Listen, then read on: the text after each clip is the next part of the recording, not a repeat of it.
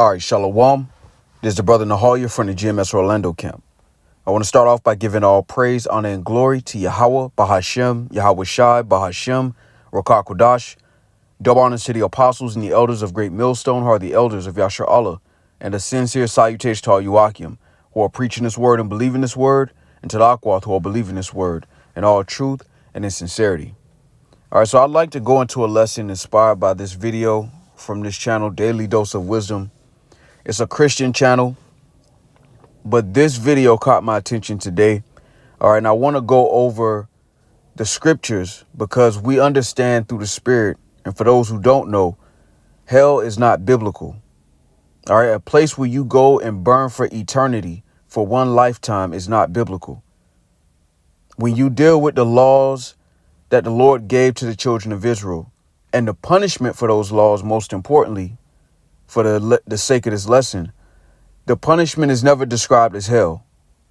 When the Lord gave the law, statutes, and commandments, all right, through Moses, when you go through the punishments, nowhere in the punishments for breaking the law is a place called hell. All right, and Christianity in itself has created this doctrine of hell, all right, as a spiritual extortion, and it's a fable. All right, we're going to go through the scriptures to show it. All right, so let's start here. This is Numbers chapter 14 and verse 18. And it reads, "The Lord is long suffering and of great mercy, forgiving iniquity and transgression, and by no means clearing the guilty, visiting the iniquity of the fathers upon the children unto the third and fourth generation." So we're witnessing the Lord saying that he will visit the iniquity or the sins of the father upon the children in the third and fourth generation. Now, at face value, you may ask, why is God punishing the children for the sins of the father? All right, and that's not what's happening. All right, as a matter of fact, Ezekiel 18, I want to start at verse 4, and I'm going to jump down. It's Ezekiel 18 and 4. "Behold, all souls are mine. As the soul of the Father, so also the soul of the Son is mine. The soul that sinneth, it shall die." Now, when you jump down to verse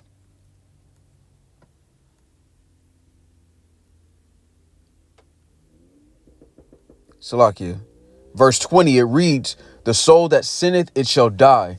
The son shall not bear the iniquity of the father, neither shall the father bear the iniquity of the son. The righteousness of the righteous shall be upon him, and the wickedness of the wicked shall be upon him."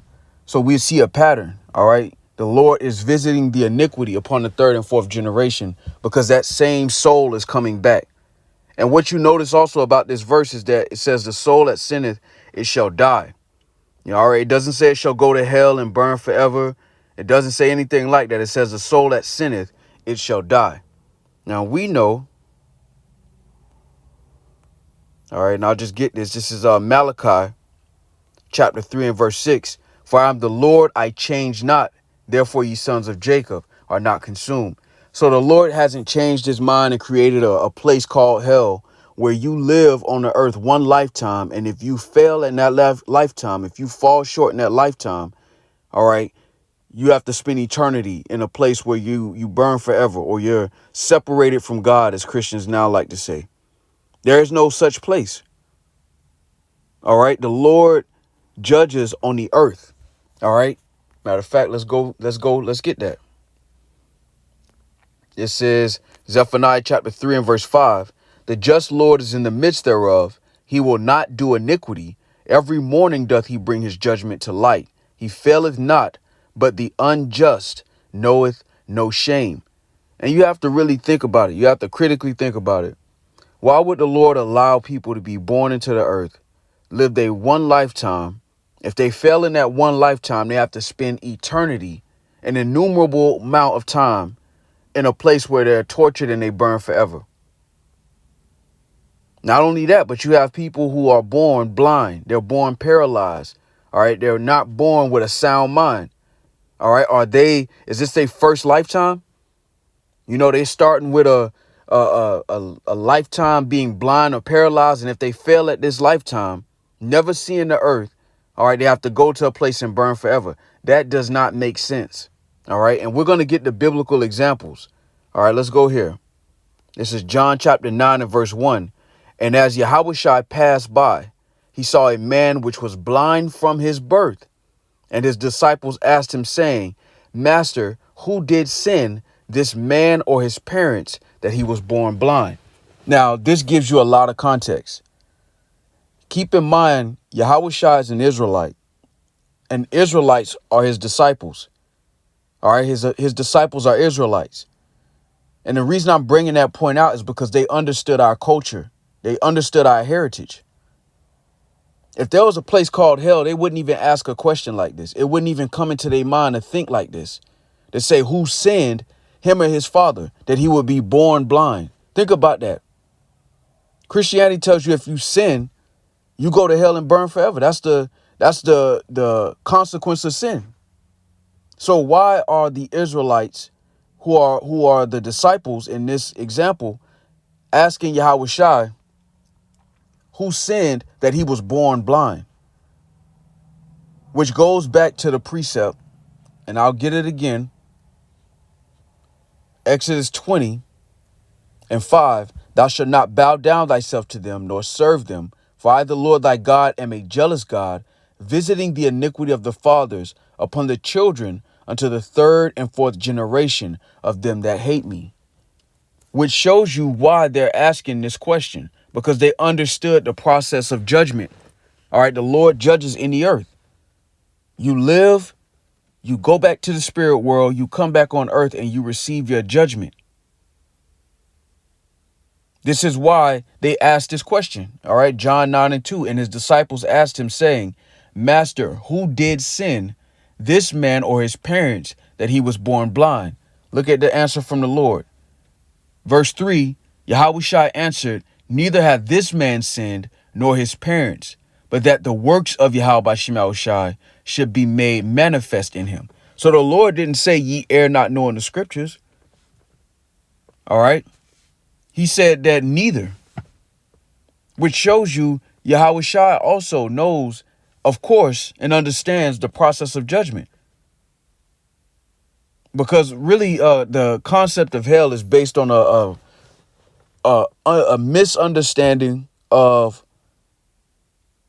the description of the end. And what I mean by that is the weeping and gnashing of teeth, the lake of fire. All right, all of these are describing the second death or the judgment that's going to happen. The Lord is going to judge the earth, all right, with ICBM missiles as well as fire from the chariots. The first death was the flood. That is the second death, all right, is being described by Yahushua. It's not a place where you go and burn forever, but it's that judgment that marks the end of Esau and the beginning of Jacob. The beginning of that rulership, the beginning of Yahushua's reign on the earth. That government that will never be destroyed. That kingdom that was promised to the Messiah that he would have forever. The second death, all right, and this is why the Lord said this. In Matthew the 25th chapter, I'm going to jump down. So this is Matthew 25. And I'm going to jump down to verse 31. When the Son of Man shall come in his glory, and all the holy angels with him, then shall he sit upon the throne of his glory, and before him shall be gathered all nations, and he shall separate them one from another, as a sheep divideth his sheep from the goats. Salakia, as a shepherd divideth his sheep from the goats. Salakia. And he shall set the sheep on his right hand, but the goats on the left. Then shall the king say unto them on his right hand, come ye blessed of my father, inherit the kingdom prepared for you from the foundation of the world. All right, now I want to jump down to verse 41. It says, then shall he say unto them on the left hand, depart from me, ye cursed, into everlasting fire, prepared for the devil and his angels. Now, when people see that, they automatically assume, oh, okay, this is the hell where everybody goes and burns forever. All right, but that everlasting fire isn't necessarily talking about a place where it's burning forever. All right, and I want to get an example. All right, this is Jude And I want to jump down to verse 7. All right. And it reads, even as Sodom and you know what? Let's get the context. This is verse 6. And the angels which kept not their first estate, but left their own habitation, he hath reserved in everlasting chains under darkness until the judgment of the great day. All right. And those chains of darkness is the bodies. All right. Being subject to sin. The Israelites are a nation that the Lord has made to be his chosen, the sons of God. All right. I did a lesson not too long ago, earlier this week, about everlasting life and living forever. Well, once the sons of God had been given unto death as a punishment, beginning with Adam, it began those chains of darkness being shapen in iniquity. All right, so this is describing the everlasting chains of darkness. All right, for the angels which kept not their first estate, because Israelites are described as angels. All right, for those that don't know, really that's a lesson for another day, but I just want to touch that. All right, verse 7 reads, even as Sodom and Gomorrah and the cities about them in like manner, giving themselves over to fornication and going after strange flesh, are set forth for an example, suffering the vengeance of eternal fire. Now, they suffered the vengeance of eternal fire, but Sodom and Gomorrah isn't burning to this day, which shows you that what Christianity has described as hell is a misunderstanding of these scriptures, which shows you that the book really doesn't belong to any other nation outside of the Israelites, beginning with the elect. And then within the elect, the ones that the Lord has given the ability to sing this song.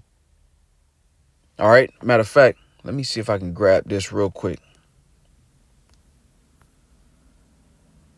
This is Psalms.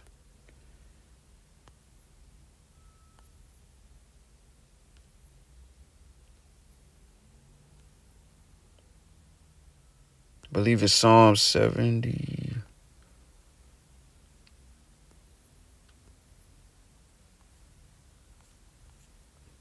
Salakia, bear with me.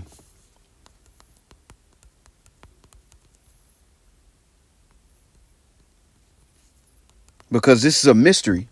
All right, Salakia, Psalm 78 and 2.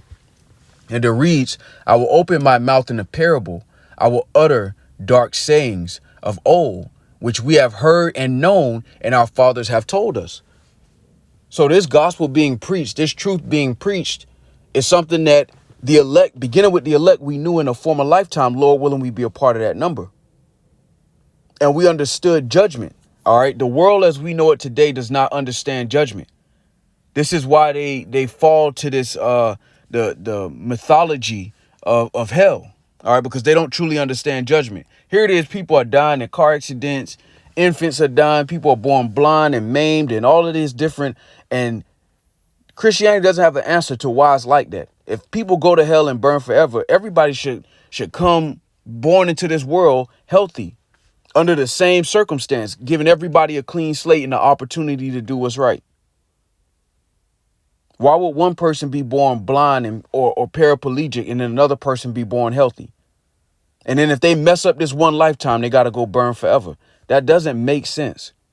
All right, this is Proverbs chapter 28 and verse 5. And it reads, evil men understand not judgment, but they that seek the Lord understand all things. Because ultimately Christianity is the so-called white man's way of relinquishing accountability. You know, if the concept of Christianity, by his definition, all you got to do is accept the Lord with your mouth, and whatever you've done, past and present, you can still just walk into heaven. And they completely exclude prophecy concerning the judgments the Lord has for entire nations of people. You know, this doctrine of hell doesn't include the judgments the Lord has proclaimed over entire nations of people, man. All right. And we're going to get an example that we all know. All right. This is Obadiah. And I'm going to get this in verse 18. And it reads, and the house of Jacob shall be a fire, and the house of Joseph a flame, and the house of Esau for stubble. And they shall kindle in them and devour them. and there shall not be any remaining of the house of Esau, for the Lord has spoken it. Verse 18 reads, the people of Israel will be in the NLT, Salakia says, the people of Israel will be a raging fire, and Edom a field of dry stubble. The descendants of Joseph will be a flame, roaring across the field, devouring everything. There will be no survivors in Edom. I, the Lord, have spoken. So this is a judgment against a whole nation of people. All right. Matter of fact, let's go here. And the reason I'm bringing this out is because when you deal with the doctrine of hell, it doesn't hold up when you go precept upon precept in the scriptures. You have to leave out an entire group of scriptures, sometimes even a whole book of scriptures, to make the hell doctrine work according to the Bible. To say that hell is biblical, you have to exclude a large portion of the scriptures. Here it is, the Lord has proclaimed a judgment over an entire nation of people. And then you got Esau in 2025 saying that anybody can be forgiven. You just got to accept Jesus in your heart. And all you got to do is just say you believe in Jesus and confess that you believe and accept Jesus in your heart. And you ain't got to do nothing because the law is done away with. And then you don't go to hell and burn forever. But everybody else who's living in this one lifetime, and everybody before this generation, if they blew it in this one lifetime, they go and burn forever. That doesn't make sense, man. Especially when you actually read the scriptures. All right, this is Malachi 1:4 says, whereas Edom said, we are impoverished, but we will return and build the desolate places. Thus saith the Lord of hosts, they shall build, but I will throw down, and they shall call them the border of wickedness, and the people against whom the Lord hath indignation forever. So the Lord has indignation against a particular people forever. And this is, even though it's kind of a sidebar, this shows you that the doctrine of hell doesn't hold weight. The Lord has a proclamation against an entire nation of people. But if they let's go here. I'll use this as another example. This is Hebrews 12, because this is going into the Edomites as well. The judgment of the Edomites really shows you that there is no hell in a way, because if the Lord has a judgment for them, their entire nation, all right, and the Lord says that the father shall not be punished for the sins of the son, then it shows you that people keep coming back. All right, the Lord even mentioned the ones who pierced him shall see him. Why didn't they go to hell and burn forever? All right, because when you go through that video that I showed the screenshot of, at one point he was like, why doesn't God just forgive everybody? Well, in a sense, people get judged on earth and then the slate is clean. People don't go and burn forever for one lifetime. All right, let's go here real quick. This is Hebrews 12:16, and it reads, lest there be any fornicator or profane person as Esau, who for one morsel of meat sold his birthright. For ye know how that afterward, when he would have inherited the blessing, he was rejected. For he found no place of repentance, though he sought it carefully with tears. All right, and that goes back to Esau, Edom, all right, who is the so-called white man as he's identified today. The Lord has no place of repentance for them. And that does not fit into the doctrine of hell. People live on this earth. They're born, whatever they do in this earth. All right. The Lord is not mocked. So whatever you do on this earth, you receive.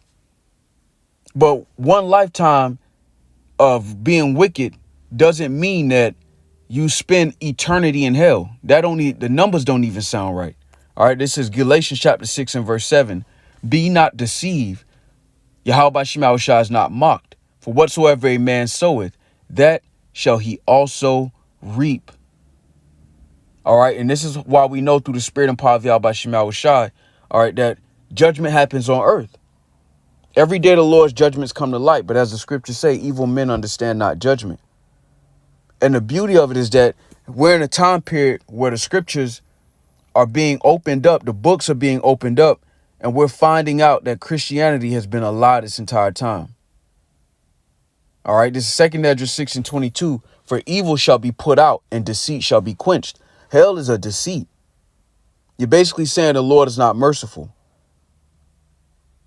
You know that if one lifetime you fall short, then why would there be a separation? Why would you be born a so-called Negro? You know, why would an entire nation of people be born into slavery? You know, and Christianity doesn't have an answer to that. We know why through the spirit and power of Yahweh Shema Shai, but Christianity doesn't have an answer to that. Their whole blanket, if you do right in this, if you and the description of right is skewed because they don't believe in the law. The law is done away with. So their idea of doing right is just a figure of their imagination, a figment of their imagination.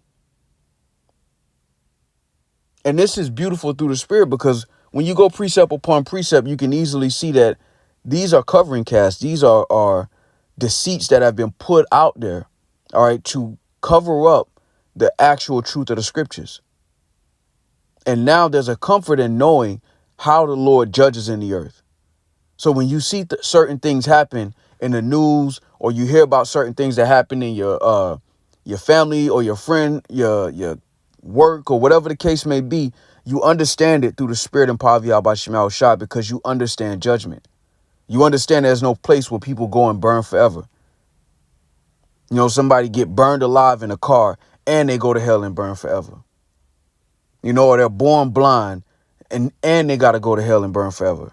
The only time they get eyesight is in hell. Now they can see the flames. It don't make sense, man. And we just read it precept upon precept. So it's not even a thing of emotion. It's just when you go precept upon precept, it's obvious that that's not how the Lord judges in the earth. You can't find a place where the Lord describes a place where people just burn forever for sinning in one lifetime. You don't find a place. That's just Christianity putting 10s on the 2, man. All right. So this is 2nd Ezra 6 and 28. And it reads, as for faith, it shall flourish. Corruption shall be overcome. And the truth, which hath been so long without fruit, shall be declared. So with that, I want to give all praise, honor, and glory to Yahweh, Bahashem, Yahweh Shai, Bahashem, Rokah Kodash.